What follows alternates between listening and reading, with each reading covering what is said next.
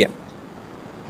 Otra de las aplicaciones que tiene la inteligencia artificial que se pueden aplicar en trabajo de investigación, en su caso, trabajo final, es desarrollar y estructurar contenido. Acá, de nuevo, y voy a ser recontra enfático con lo mismo, chequen lo que están recibiendo de información en respuesta al prompt. ¿Sí? Bien. Bueno, acá están un poco de un resumen, digamos, de lo que es esta estructuración. La idea, ¿cuál es? Es poder obtener estructura más óptima de lo que nosotros necesitamos. Por ejemplo, nosotros ya hemos hecho peticiones al ChatGPT, hemos hecho peticiones del tipo, créame un protocolo, crea una estructura, una estrategia, pero podríamos haber sido mucho más rígidos o totalmente lo contrario, podría haber sido muchísimo más relajados en el tipo de respuesta. Entonces, por ahí podemos decirle, che, mira, yo tengo que armar una carta, pero no tengo idea cómo armar una carta. ¿Por qué? Porque esta carta quiero elevarla a un Ministerio de Salud para que me permita realizar determinada actividad. O necesito hacer, a partir de este ejemplo que yo te voy a pasar, necesito que me adecúes mi trabajo de investigación que está relacionado con tal cosa para poder obtener un permiso en el comité de ética. ¿Sí? Entonces, para eso es bastante bueno saber usar este tipo de inteligencia artificial. Entonces, nos va a permitir armar la estructura más óptima para cartas, informes, monografías, papers. Yo dejé un ejemplo de prompt que no sé si está para que no pueden poner pausa y probarlo, pero es generar un documento de política de salud pública, bien estructurado, donde debe comenzar con la introducción al problema, y acá yo voy definiendo qué es lo que quiero mostrar en este documento. De nuevo, esto me va a dar una estructura. Capaz que están las palabras claves en el medio o las palabras iniciales, pero después el resto tenemos que seguir completando nosotros. ¿Sí? Quiero recordarles que, si bien parece todo totalmente verdad y es muy verídico, pero sin no dar muchos ejemplos complicados, hace 3 años atrás teníamos una estructura ejecutiva totalmente distinta a la que tenemos ahora. Entonces ahora tenemos menos ministerios, donde un ministerio abarca muchos. ¿Sí? Entonces por ahí la información con la que se generó el entrenamiento puede ser obsoleta. Entonces ahí es algo donde tenemos que ver. Tenemos que revisar siempre. ¿Sí? Por ahí lo que es ChatGPT tiene una fecha hasta cuándo se hizo el entrenamiento y se publica. Eso también es algo a tener en cuenta. Algo muy importante a la hora de hacer un tipo de documento es agregar esto, para mí particularmente, el tono formal. Porque por ahí también puede sonar un tono un poco más cálido, un tono un poco más coloquial, y dependiendo a dónde nosotros vayamos a presentar este tipo de documentos, necesitan tener un tono y hasta una temperatura por ahí un poco más acorde a la situación. Una de las cosas recontra buenas que a mí me encanta y yo lo uso un montón es el tema de la integración visual. ¿Sí? Es decir, a partir de tablas poder obtener gráficos. A partir de datos poder tener gráficos que nos sirvan para tomar decisiones o hasta para mostrar algún tipo de intención. Yo voy a hacer una pequeña, así muy rápida presentación, idea, digamos, de lo que yo tenía. Usé un generador de datos aleatorio, en donde vamos a tener las personas por nombre, país, edad, intensidad a los 500 Hz, a los 1000 Hz, a los 2000 Hz y a los 4000 Hz.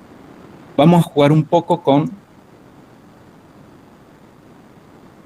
Podemos usar tanto Claude como ChatGPT. Vamos a usar Claude para ver que, digamos, a ver, las respuestas van a ser diferentes porque tienen entrenamientos diferentes.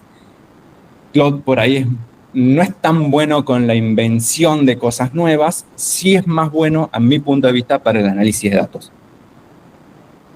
Tener uno no es restrictivo de no tener ninguna otra inteligencia artificial asociada. Vos podés estar anotados, tener usuarios en todas las inteligencias artificiales, en todos los chatbots que vos quieras. No No por tener uno vas a tener otro. No es como River y Boca, digamos. Vamos a comenzar como haríamos algo mal, ¿sí? Vamos a copiar los datos que nosotros tenemos y se los vamos a mandar a la inteligencia artificial.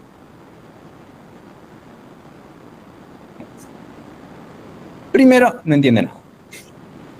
Primero está en inglés, ¿sí? Las respuestas iniciales que va a dar la inteligencia artificial va a ser en inglés porque no tiene el sesgo. O sea, ¿se acuerdan lo que había que dar instrucciones y tipo de respuesta esperada? Bueno, no lo tenemos, ¿sí? Ellos no sabe el chatbot cuáles son las intenciones.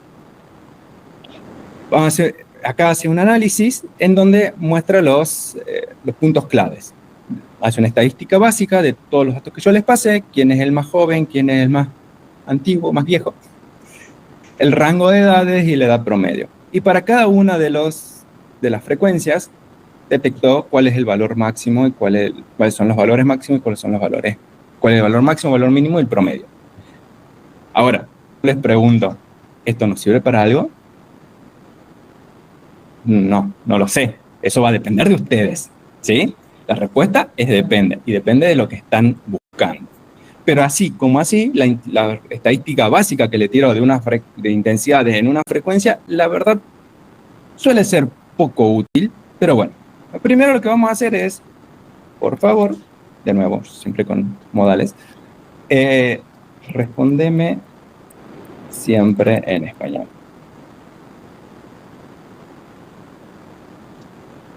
Y lo que vamos a decirle es, vamos a describir un poco la intención de todo esto, ¿sí? Vamos a describir el dataset que le pasamos, el conjunto de datos. Vamos, para que nos entendamos mejor, explico el dataset. Tenemos nombre, que por sí solo se entiende, país, edad,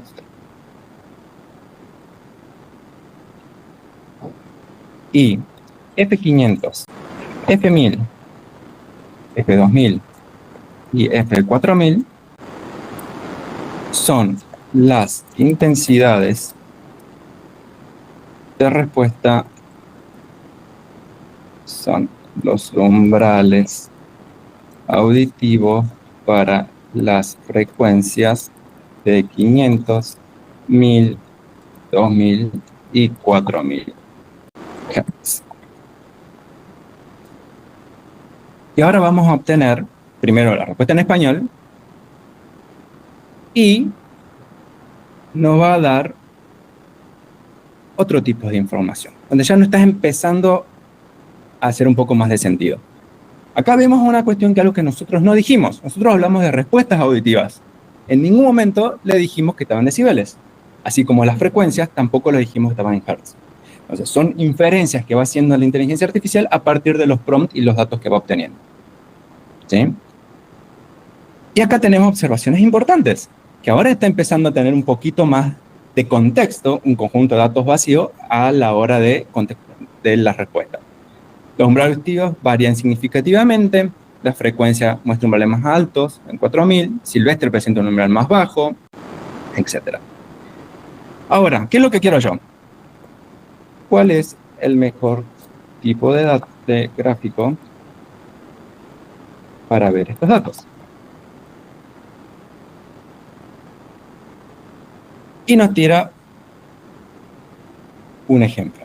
Acá al lado nos está mostrando, este es Claude, que nos va mostrando un script en Python para poder graficar, hacer los grafiquitos solos. En eso, creo que ChatGPT suele ser un poco más amigable con las personas no tan técnicas, en donde sí nos mostraría en gráfico directamente. Así que lo que vamos a hacer, para que vean que se puede ir saltar de un lado para el otro, vamos a pasar a ChatGPT. Dado el siguiente dataset, Ya sabemos que si se lo mandamos crudo no va a tener idea, porque eso es relativamente similar. Se lo describimos. Acá estamos copiando y pegando, no estamos haciendo nada más, son nuestros prompts.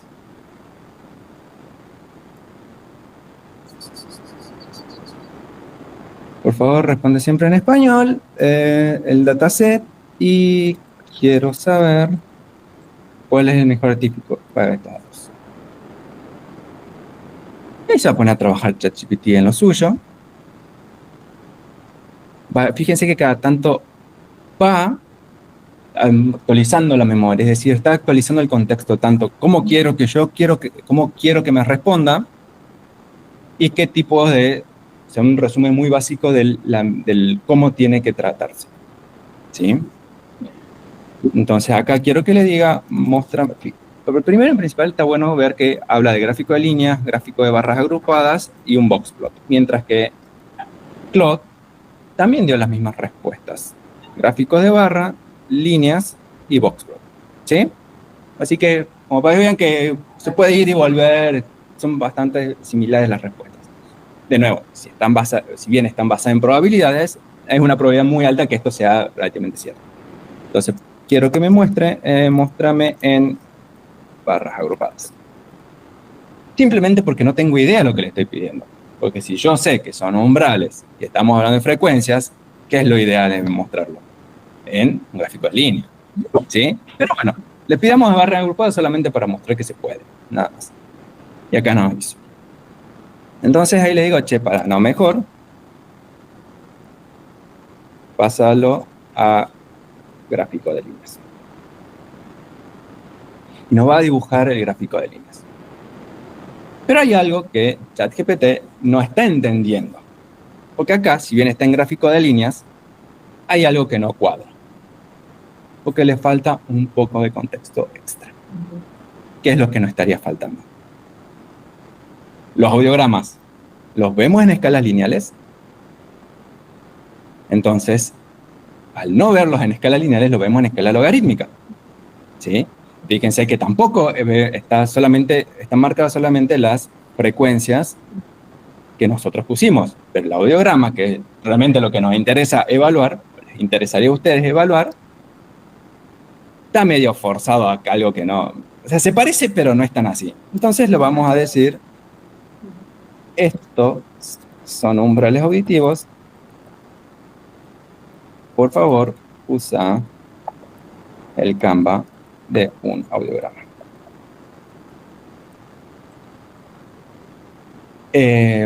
Canva, no sé si es una palabra muy técnica o no, pero por ahí es la base, ¿sí? el lienzo del audiograma. Y fíjense que no lo quiso sacar. Entonces hay que decirle, no, el Canva de un audiograma es eje X en decibeles, eje Y en hertz y con escala logarítmica.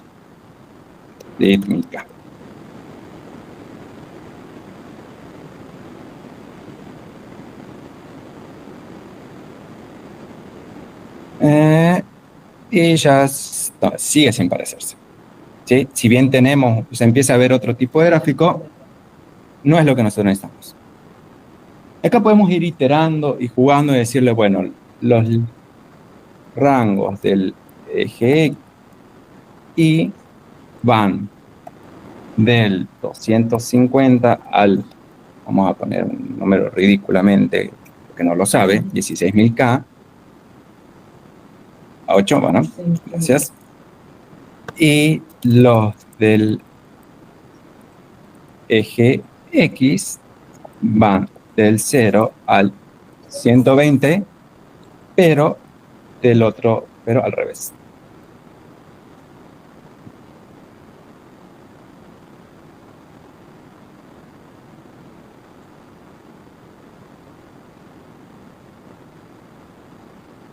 Y ahí está algo un poquitito más parecido, ¿sí? Y sobre esto podemos agregar la información. Podemos seguir jugando. Entonces quiero agregarle de fondo las escalas de hipoacusia en colores. Por ejemplo, como para que sea un poquito más... Acá me va a describir cuáles son los valores de referencia que estoy usando para describir qué es una audición normal, qué es una hipoacusia leve, hipoacusia moderada, y a partir de ahí va a dibujar. Ahora, para mí la audición normal no es de 0 a 25. Para mí puede ser de 0 a 15 en el estudio que estoy trabajando. Entonces yo lo puedo modificar y decir, no, pará. El valor de audición normal, no quiero que sea hasta 0 a 25, quiero que el rango sea de, qué sé yo, de 0 a 20. Y ahí ya me lo actualizo y me va a cambiar. ¿Sí? Podemos generar imágenes bastante bonitas sin tener mucha idea de hacer un Excel o esa cuestión, de trabajar en un Excel. Es bastante bueno, bastante interesante la cuestión. ¿Sí? De nuevo, siempre va a depender de lo que nosotros le escribamos. Si nosotros escribimos mal el prompt y mal el contexto, es probable, o por ejemplo, en las escalas, es probable que salió mal. Si yo no hubiera aclarado que use escala logarítmica en un principio, no hubiera funcionado este gráfico a lo que ustedes están acostumbrados a ver.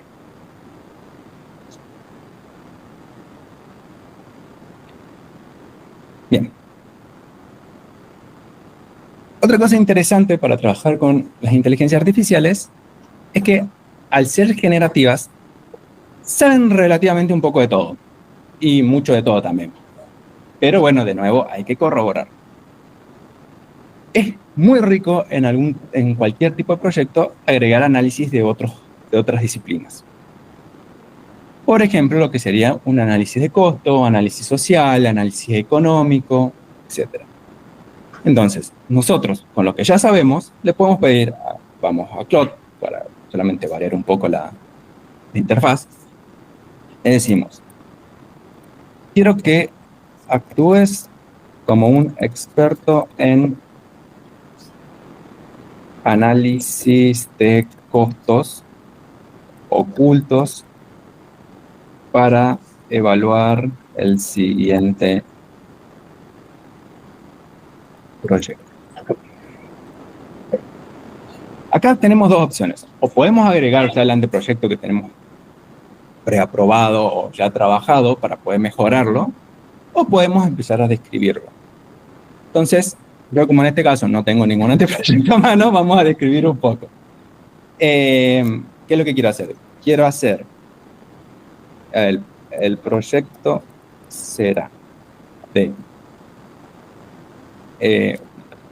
un análisis comparativo de equipos de audiometrías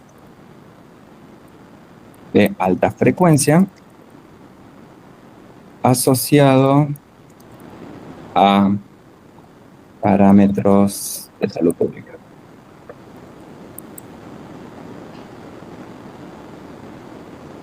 Y ahí Claude hace lo suyo, empieza a pensar, a procesar la información y empieza a devolver información. Tenemos corto de adquisición, eso lo habíamos definido. Si queremos hacer un análisis con equipos de alta frecuencia, necesitamos equipos de alta frecuencia. ¿Sí? Ahora, importación y logística, instalación, capacitación del personal. No sabemos si todos los... son gastos que están asociados, que no los hemos visto en un principio en un trabajo. Los operativos, el mantenimiento, la calibración. Bueno, en caso de consumibles, sea necesario. En este caso creo que no sería tan necesario, pero... o por lo menos nosotros no lo haríamos necesario. Costos de infraestructura, costos indirectos, el tiempo del personal, la productividad en la curva de aprendizaje, si nos da un rédito o no mientras estamos trabajando, etc. A lo largo de la metodología de evaluación, ¿cuáles son los costos que se pueden ir viendo, que van impactando? Y algo muy bueno, que por ahí también es buena práctica hacerlo, es que una vez que se comienza con el prompt inicial, se puede agregar en el mismo prompt o en las siguientes preguntas, es haceme las preguntas que tengas para poder mejorar la respuesta. Entonces, ahí es muy probable que cualquier inteligencia artificial te haga preguntas que no están definidas en el prompt. Cosas, información que le puedes llegar a obtener, que no las tiene y que la vas infiriendo y dices, bueno, nada, es más probable que, por ejemplo, acá nosotros hablamos del equipo de alta frecuencia. Acá nos habla de los costos que hay que comprarlo. Pero, por ejemplo, nosotros al trabajar acá, en la escuela, tenemos uno. Entonces, ese es un costo que no tenemos que afrontar. Y eso no lo sabe porque no se lo dijimos. Pero le infiere que hay que comprarlo. Entonces, lo mismo con distintas, por ejemplo, contexto organizacional. ¿Qué tipo de salud, institución de salud y cuál es el alcance geográfico? Luego, ¿ya existe infraestructura para biometría?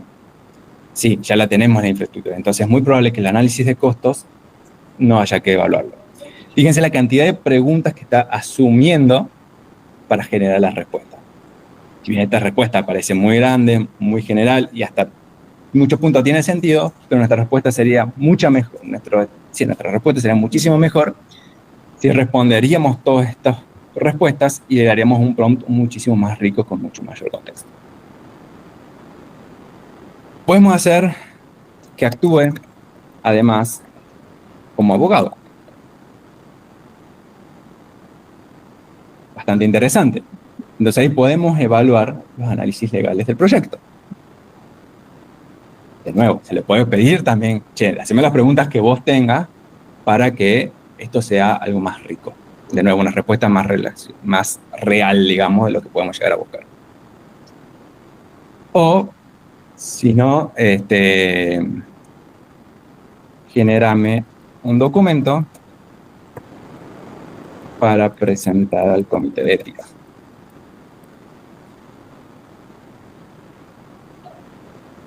¿Sí? Y ya tiene, de nuevo, es texto generado, hay que verlo bien. Hay palabras que no van a existir en nuestra variable del español, que suenan raros y detectan al toque si hay algo que está gestionado o no con inteligencia artificial. Pero bueno, no.